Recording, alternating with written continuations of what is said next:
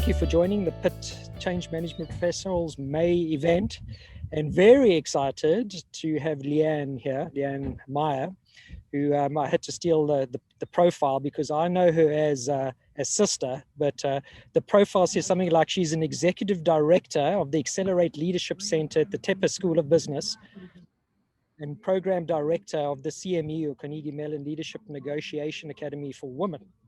Leanne's work focuses on assisting leaders navigate critical inflection points where many have outgrown their professional identity and have given the demands and responsibility of their roles need to change their perspectives regarding what is important and accordingly how they spend their time and what new skill sets and behaviors they develop. Leanne's calling is to help leaders, like us clearly, make sense of our lives through the reclamation of passion and purpose. And for those who don't know me, I'm passionate about culture. So all that important stuff, but I like to call her sister. So thank you, Leanne, for joining us. You couldn't say no, so you can take it away. Can't say no to family. Yeah, no. Thank you, Conrad. And for those of you who don't know, I'm the bossy older sister. So it's funny seeing Conrad in this context. So I'm excited to be here. And as Matt said, what we wanted to do, and I hope you don't feel caught out, what we had said in the description is that we really wanted to create a space to reflect on where you are as a change leader in your brand and how that could be impacting your work. So that is the goal of our time. So my hope, and I can see one person I know, Steph, so I'm going to be calling on you, is that we're going to need some participation from the group. So I look forward to hearing and to talking and to learning together. I think what was interesting to me when Conrad and I started chatting about this is that I think he and I come at the world a little differently. And so I'm curious maybe how you would position yourself, but I feel many people who see themselves as change leaders work to change systems, that your goal is to change the systems and the processes that shape culture, where I work in a leadership development center where we're training individuals how to be leaders in the world. And so my focus is very much at the individual level. It's not at the system level. So it's how do people show up in the world and think about themselves as leaders and shape their cultures. And so the place where I think these two things intersect is around the idea of leadership brand. And some of you may not like the language of brand. So I think we can use it, leadership brand, interchangeably with leadership identity or corporate persona. But what all of these definitions imply, it's what we're going to be discussing tonight in each of these areas is how do you understand yourself as a leader? And then how does that land in the places you want to work or where you do work and shape? So how do people respond to that brand? And because how people perceive your brand and how you define yourself greatly shapes the impact of your work. So that's where we're going this evening. And I'm curious now that we see how many people are on the call, what Matt and Conrad think, but what I had wanted to do, brand can sound very amorphous. It can be very airy-fairy, to use language that we use in South Africa, where people are like, like, what the hell is a brand? Like, what is my brand? And so I have 4 questions that I think make brand explicit. And I was hoping that you would all answer these questions. And so I'm going to share my screen. But my question to Matt is, so in front of you, you should see the questions that I think if we answer them, we make brand explicit. And the first question is, what professional or business attributes would you say people recognize you for in the place where you work? What value would you say you provide? What problems do you easily solve for others? The third question, what makes you unique? And the fourth question is, who would benefit the most from what you have to deliver? And so I know this is early on in a presentation and we shouldn't do it like this, but what we were hoping was to break people in groups where you've actually got to say this out loud to another person. And we don't want you to overthink it. It's just a way of, if I was sitting, say, with Matt, who I've just recently met, and said, Matt, tell me what makes you unique, who would benefit the most from what you have to deliver, and he would just answer. So that was our thinking. Matt, are we still thinking that, or do you think we should just do it in a small group? I think it's worth having those breakouts. What have we got? 14 people, I think. Okay. I think we should. I mean, we talked about this, and some of the challenges that we would face here is you don't want people to necessarily expose their soul if they're feeling a bit uncomfortable. On the other hand, there's a lot of value in that expression of some of these concepts so that you can anchor for yourself, what do you think that is, and get a little, perhaps a bit of feedback. And then it's something you can carry forward from this session. So I absolutely think it's worth doing. I think let's take a few minutes, get people to look at these topics, break up into some small groups, and have a little bit of a brief dialogue about it. I know the other thing we talked about was if there's a piece of this that you're feeling a little uncertain or uncomfortable about, that's fine. You can pass. There's no mandate here, but we do believe in the value of you doing the thinking and you doing the expressing, because there's certainly value in sharing with others. It helps you to create a sense of real reality as opposed to theoretical conjecture, I think so. Thank you. That would be perfect. And what I would love is we're going to use this to base the rest of the presentation on. So you'll be reflecting on this for yourself. So please, as much as you are able, please answer them. I'm going to put these questions in the chat box. Matt is going to divide you into small groups. We're not going to take more than 10 minutes. So if, when you get into your group, if you divide up time so everyone has a chance to answer these questions for the group. So Matt, as soon as you're ready, we could put everyone in small groups. The questions are in chat. You should all see the questions there. I can see you're nodding. Great. And so ping us if you need any help, but we will see you back here shortly. Yeah, so I think what we're going to do, so we're going to set 10 minutes to do this exercise. So what we would recommend is take a minute to think about these questions and sort of develop your own answers to them and make notes. Take 2 or 3 minutes, whatever you need. And then engage in a dialogue with the small group you're in. You're going to end up in groups of 3 to 4 participants, depending on how we get split out. I'm just going to do an automatic assignment. So we're going to end up with 4 breakout rooms. We'll see how we go. And just let us know. You should be able to reach out to us back in the chat, and we may traverse the room just to make sure everyone's good. But after 10 minutes, we'll pull you back. We may share some highlights from that exercise, and then we'll move forward from there. Good, Leanne? Great. Thank you. I am pressing the button, and we will go. Okay. We were having so much fun, we didn't want to leave. Sorry, Conrad. Well, we're sorry to bring you back, but I'm curious how that experience felt. So for those of you who are comfortable to talk, please raise your hand or jump in or whatever you feel is your norm. I'm just curious what the exercise felt like answering those questions. Steph. So for me, it felt a bit uncomfortable. Like, I just don't like talking about myself or what values. I was like, I don't know. I guess maybe these things, but yeah, just a bit uncomfortable. Yeah. So just, it feels awkward and you're not sure really what those things are. And you feel, we can often be proud of those things, but we feel self-conscious saying them out loud. Yeah. Thank you. Thanks for that. Any other thoughts or reflections or any interesting sort of insights? Well, some of it was, I was stymied a little bit. So yes. I think it was forcing me to think deeply about the question. So it forced me to really examine in a way that I, normally don't do. So. Yes. Yeah. Yes.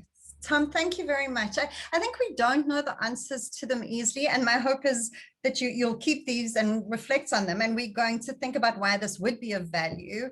But I think that we don't know the answers easily at all to these things. And we don't think about ourselves in abstract ways. We're kind of taking ourselves out of who we are and looking at ourselves. So thank you for that. Yeah. Any other thoughts or comments before we move on? I've had the questions kind of posed to me in a way in the past. So what's your superpower, right? And it was really hard for me to think about that. But after I went through that exercise, I realized I need to know that. I need to be able to convey that to people. And I really wasn't able to until somebody asked me that, and I really had to think about it. Yeah. Thank you. Thanks so much. I would call you Robert. I know the others called you Bob.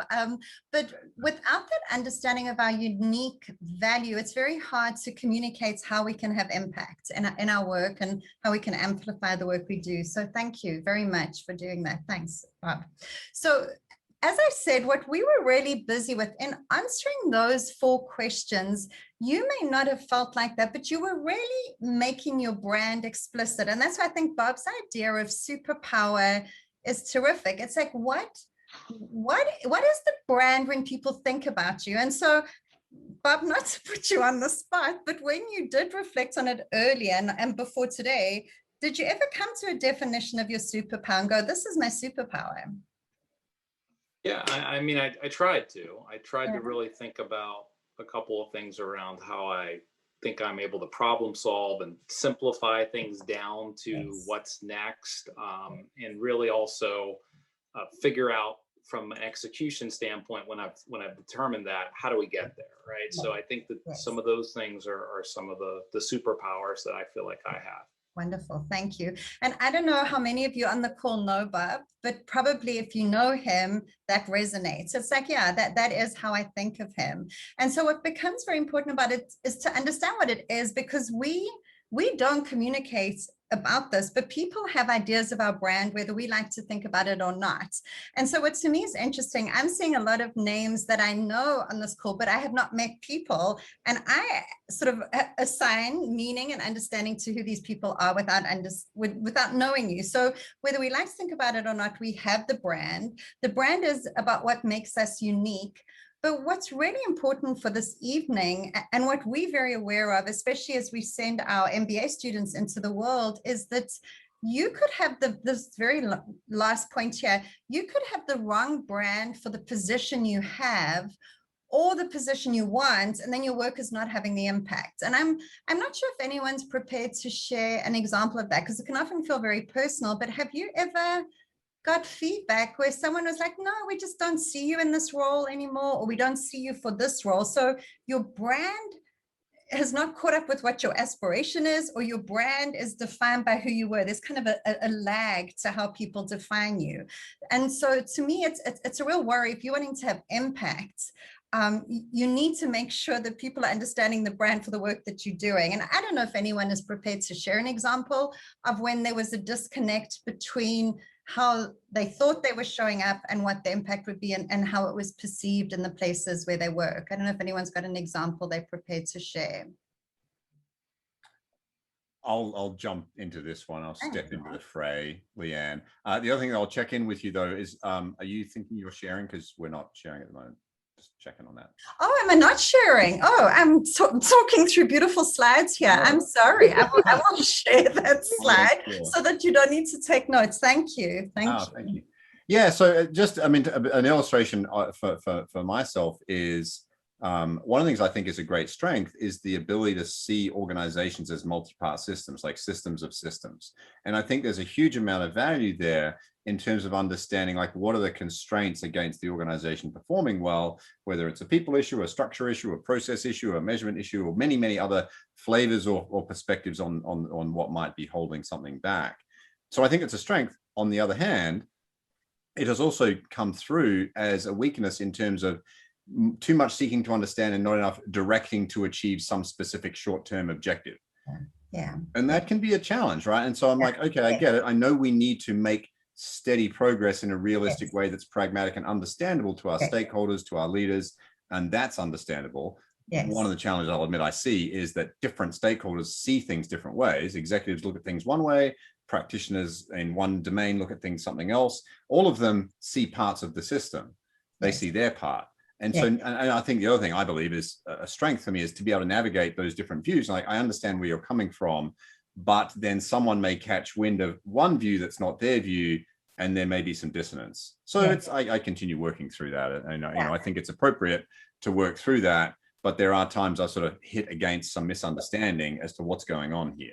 That's one story. Yeah, it's a great example, because I think it would be, if that becomes Matt's overriding brand, it'll be like, oh, here Matt goes again, like talking about all the different constituents, and we just want to get to the point about what's the struggle in our area and how do we execute on that. And so Matt would have to manage that as a brand and say, you know what, I'm really good at understanding your whole organization and I can get to your solution, but we need to know its impacts on the rest of the environment. However he frames it, but if he knows that he's seen as someone who has sort of very high level, broad understanding, but maybe doesn't get to execution quickly, he would need to communicate that in conversations. Thank you for sharing that. Thanks, Matt. Anyone else have any examples they want to share or not? I can share one again if you want. Yeah.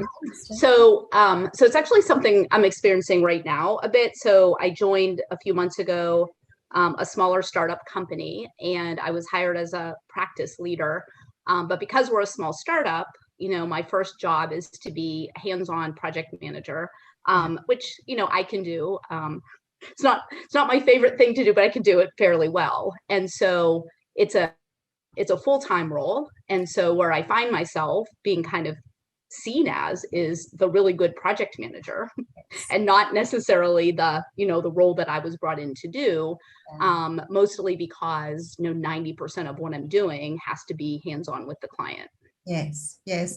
Steph, a lovely example. And you can imagine the complication that as the startup grows and you step more into your leadership role, there could be a disconnect between people going, what's going on with Steph? Like, she just doesn't want to help out anymore, and she's not a great project manager, and she's got a little bit uppity. So again, the importance of how are you communicating around, oh no, this is my role and I'm just stepping in to help now, but I need to move back in that role, and how we communicate that to stakeholders who will get upset or not because of where are you at the moment? So thank you. Great example. Thanks very much, Steph. Thank you. So you all get the sense of the importance of brand, because I think, especially when it comes to change, you have aspirations, but if you're not seen as the change leader, I think it becomes very complicated, because that's really the question I think you should be asking when you think about the brand you stated. Many of you maybe on this call don't identify as change leaders, but the fact that you all belong to this organization, you identify as a change leader.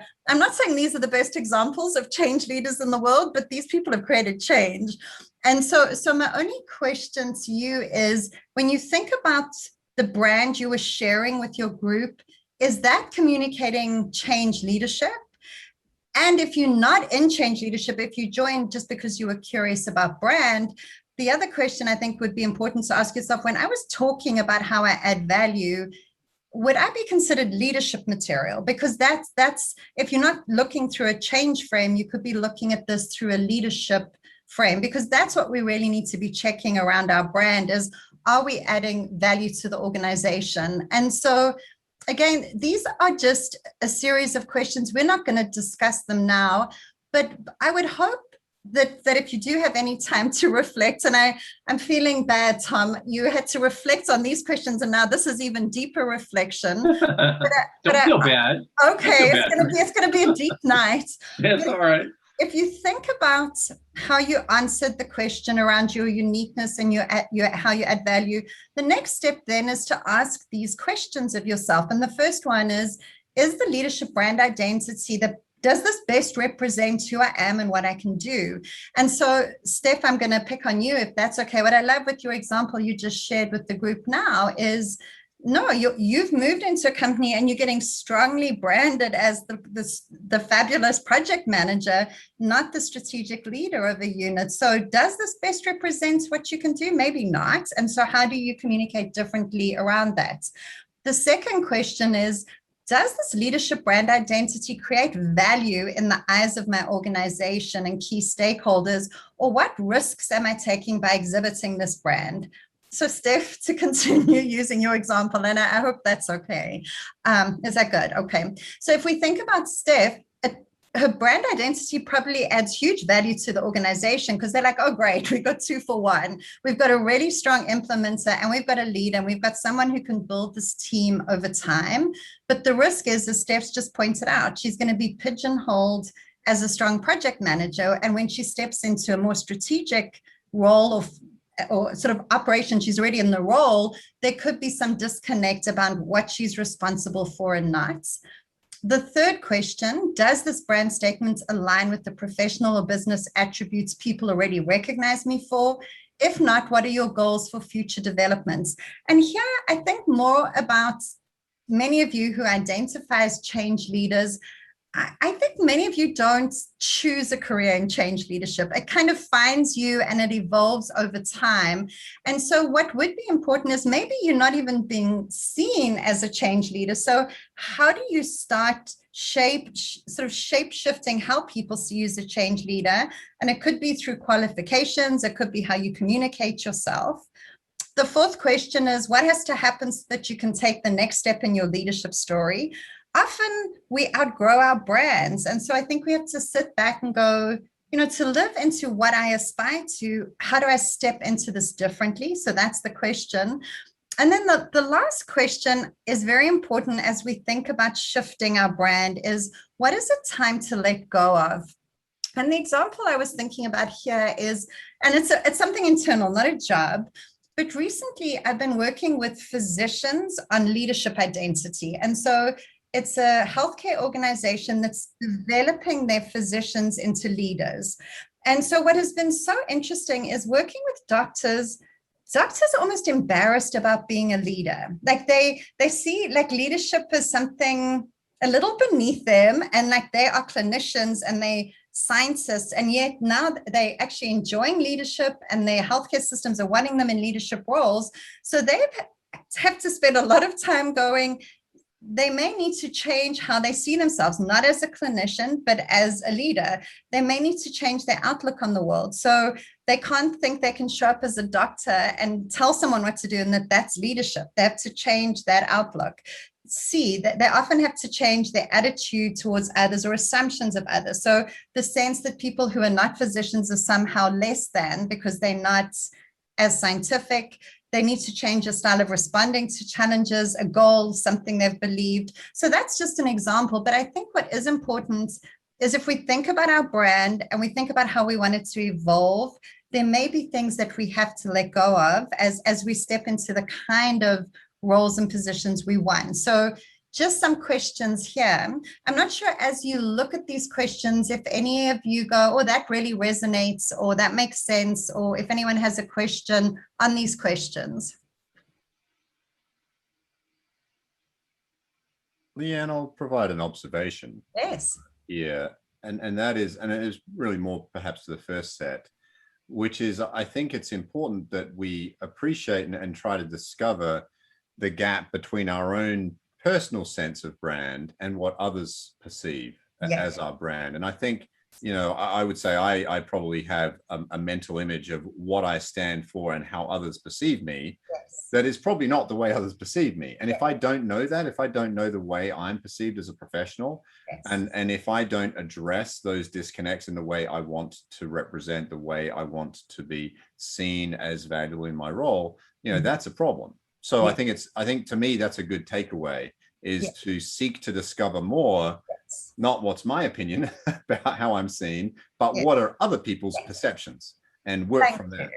Matt, that was the segue I was looking for. So thank you very much. So to Matt's points, and I'm going to move just through this section, is exactly what Matt was saying, is that a brand has two parts. What I've been asking you to do now up until this point is really share how you think about your brand, how you would like to be perceived in the world, how you think about what makes you unique and how you add value. So that is your brand in terms of how you would like it to be. But exactly to Matt's point, it's, well, how does that land in the market? You may think you are all these things, but does the world respond to you in that way? And so to me, for many years, I was an executive coach, and the biggest disconnect is this disconnect between our intention and the perception of others.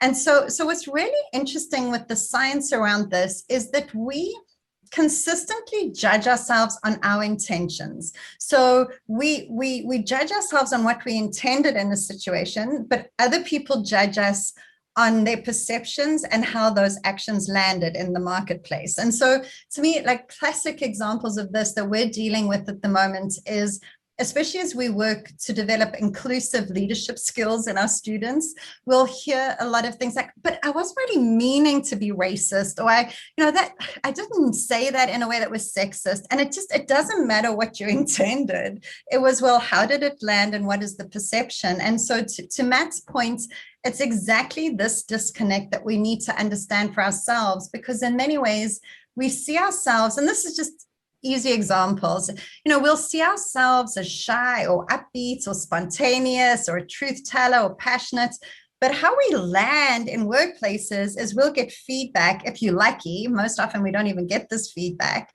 We're seen as aloof or phony or emotional or arrogant. So I think it's very important, especially again when it comes to change leadership. I think it's new. People, you're asking people to have a lot of faith in moving in directions they're not comfortable with. And if we don't understand how our brand is landing in the marketplace, it's truly not helpful. And so to me, what I would encourage you to do is to reflect, as Matt just showed, is to reflect on yourself. How am I known in my workplace? Am I known for what I want to be known?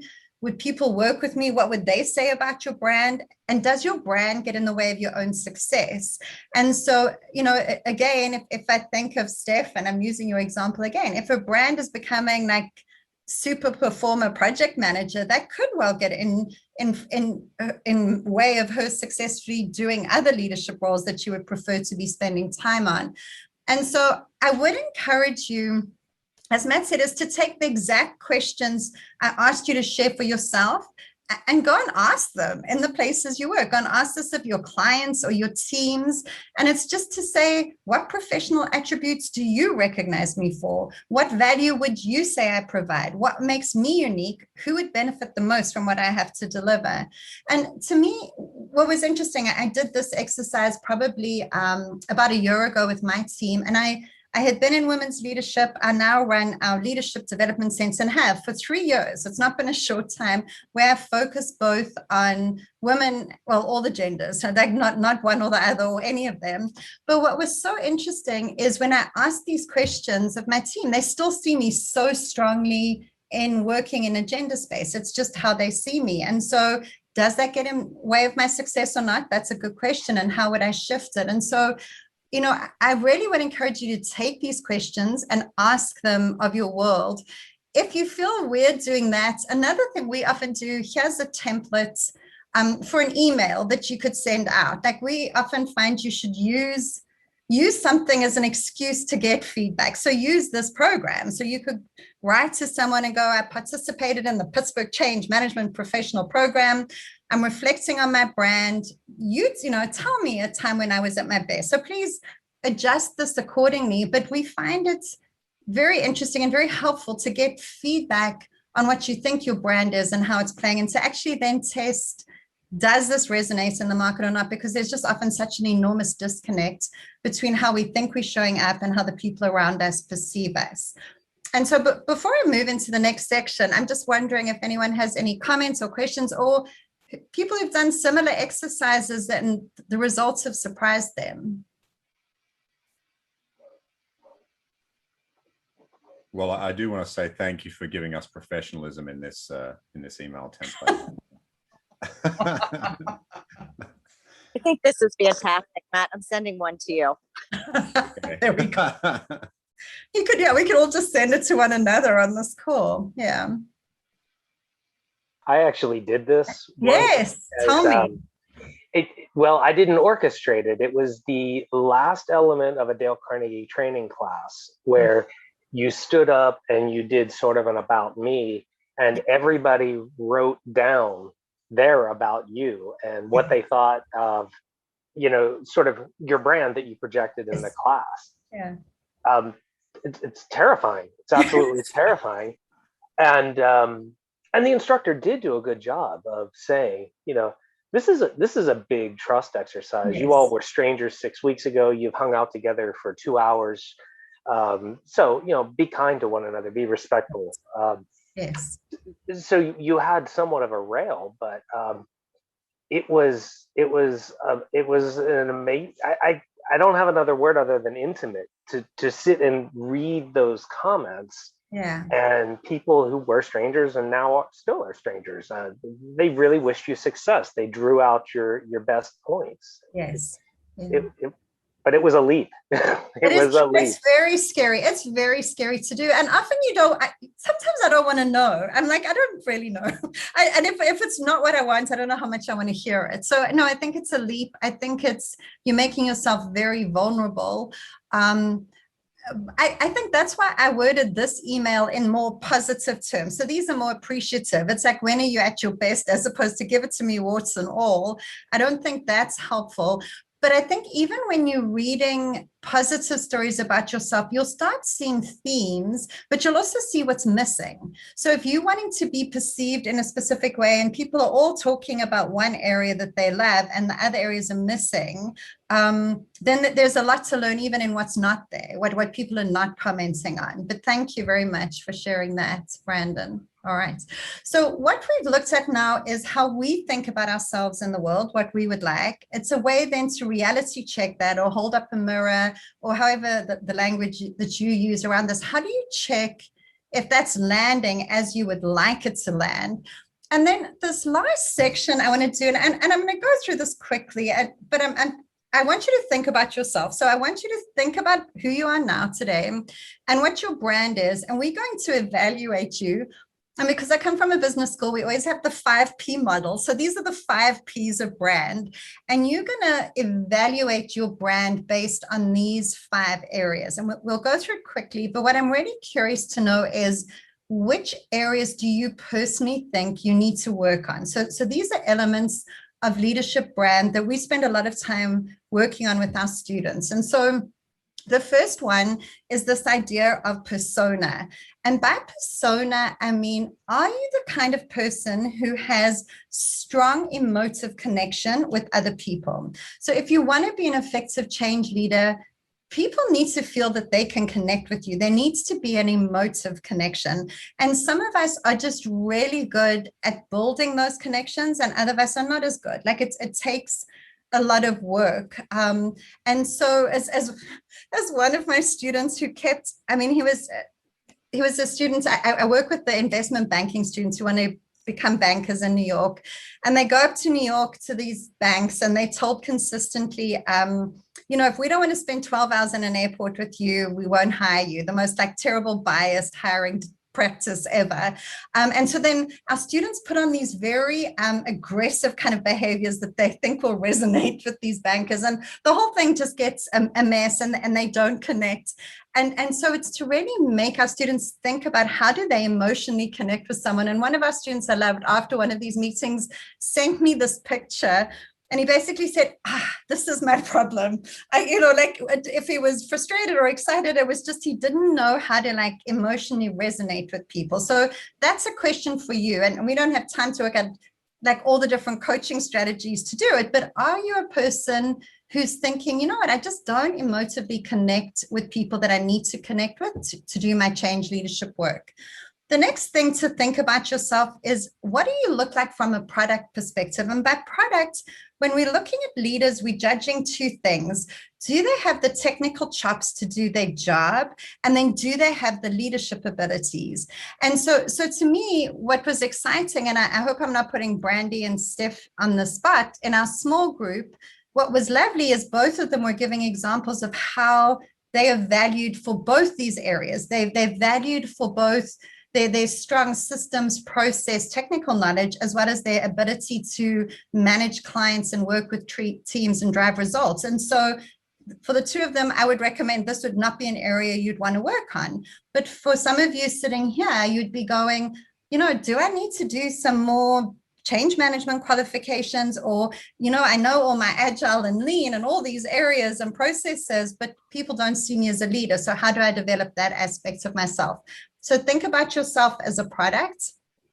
With packaging, I don't want to spend a lot of time on packaging, but I think we do need to think about, are we physically showing up either in how we dressed or our emails, but more importantly, the teams we build around us? We're being judged on all these external dimensions. And does our time management, our email, workspace, team grooming, these areas, do they match the kind of change leadership brand we're talking about? So if we're talking about if we're trying to drive innovation in an organization, do we show up in an innovative way? Does our team seem particularly innovative? You know, does the very way we package ourselves match the kind of change we're trying to introduce in the world?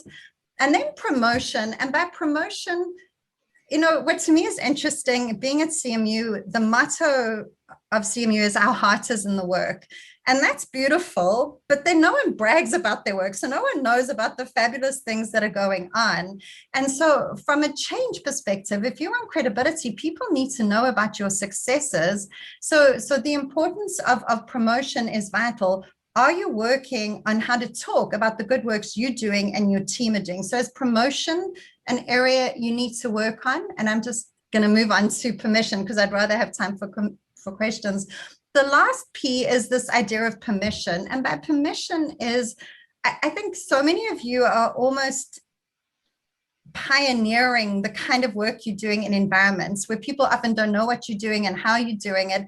And so often we need to give ourselves permission to kind of just step into these roles and do them in ways that people haven't seen before, introduce technologies that have not been used before. And so often there is a permission, an internal permission that we need to grant ourselves to be successful. They do not come easily from the places we work.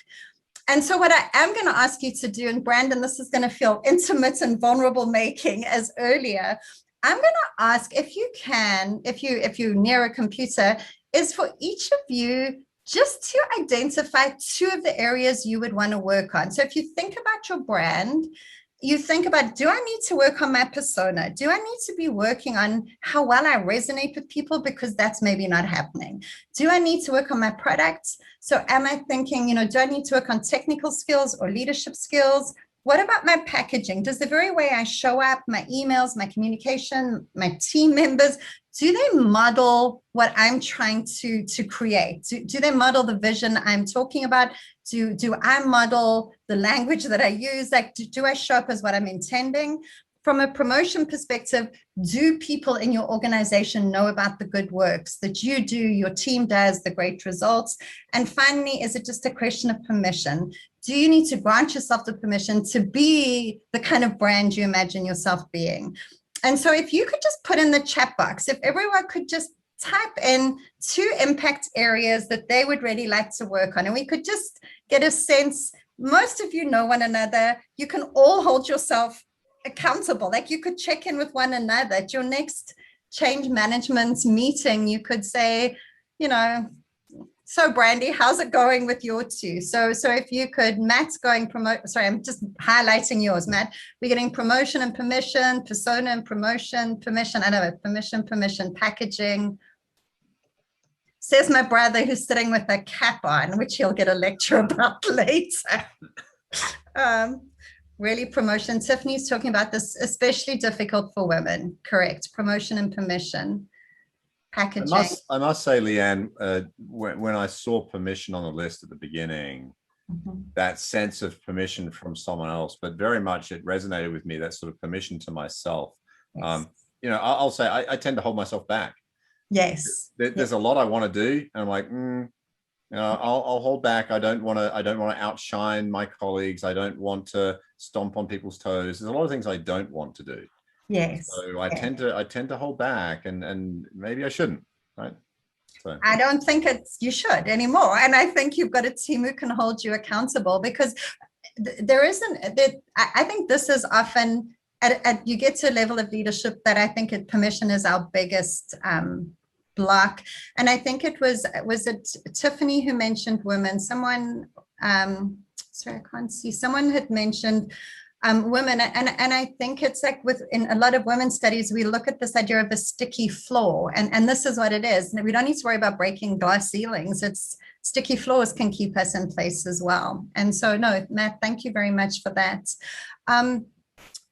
Lots of persona and promotion. So I do hope you hold one another accountable. What I will do, I didn't want to waste your time, but I'm actually going to go back one slide. Oh, I'm going the wrong direction. Is everyone, are you still seeing my slide? You are still sharing, so that's okay, great. Okay. So I normally, many of you know this, but we actually share it with our students, because I think it's not lost on me that a lot of us on this call have foreign accents. So we come from cultures where self-promotion is complicated. A lot of us come from a culture where that would be frowned on. And I think often, to the point, a lot of women are not good at promoting. And so there are four tips for promoting yourself. And the first one is, don't ever promote yourself unprompted. Like, you don't go into the Monday sort of meeting going, oh my gosh, I killed it last week. You should see what I did in that client meeting. I was fabulous. But the minute someone asks you, how did the client meeting go? Or did that deal go down? You're like, oh, we knocked it out the park. It was amazing. So the minute someone asks you, don't go, oh, it was nothing. It was no big deal. Like, not a lot of work. You're minimizing the very work that you're doing. And so the first thing is, be ready when someone asks you, promote yourself. The second one is, you should always compare yourself to your own past. So Steph, I'm picking on you again. So Steph's not going to go in a meeting, well, compared to all the other leaders here, I at least can hang. I can get down and manage a project. What she would do is she'd compare herself to her own past and say, when I started here, I was so focused on project management because that was the client wanted. But now that we've kind of stabilized and the organization is growing and we've got the revenue, I'm really going to move far more into this role. So she's comparing herself to her own success, not to other people's. The third area is is a wing person. I mean, I know it's wingman, but because I work in gender, I can't have that. So by wing person, what I mean is, I have a colleague and she and I just amplify one another's work the whole time. So she'll phone me and she'll go, I'm going into the dean's, I'm meeting with the dean. What should I talk about in terms of what's going well in your life? And I do exactly the same. And so we'll be in a meeting and I go, oh, she was working on this project and it's amazing. Or if we're in meetings with people, I'll say, oh, you should have seen what her team did in the last time. And it maybe sounds Machiavellian, it's not, but it's how do we learn to honor another's work? And if you don't want to decide ahead of the time, if you just do it organically, people respond and they start doing it for you as well. So amplify one another's work. And then the last one, and I know I can see someone on the call, we've spoken about this before, beware of excessive modesty. And this, what we often do is when people say, oh, you were fantastic, or that was amazing, we always go, oh, it was nothing, I threw it together last minute when we were up all night working. All people remember is the excessive modesty parts. And where this comes out of is really interesting research on dating sites. So if people lead on with their dating profile and say things like, although I'm not the life and soul of the party, I know how to have fun, everyone will go, oh my gosh, she's not the life and soul of the party. Like, you don't want to connect with her. So people remember those one-liners, the throwaway. So if we're the person going, it was nothing, or I threw it together last minute, that's what people remember. They go, well, why would we ask her again? Like, she didn't seem to pay attention. She didn't seem to own it.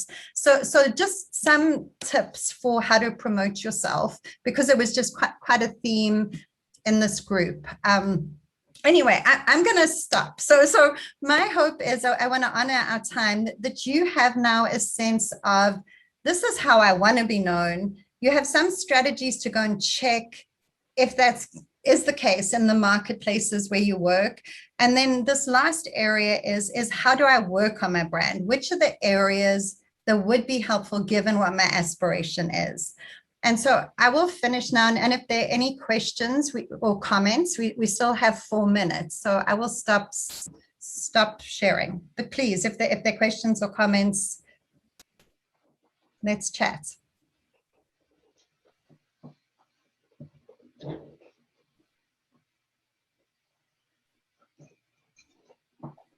Well, thanks for putting on the session, and thanks, Matt, for inviting me. I was a last minute ad, and I appreciate it. I thought it was thought-provoking. I appreciate it. And that the question stymied me was a compliment, by the way. Okay. Yeah.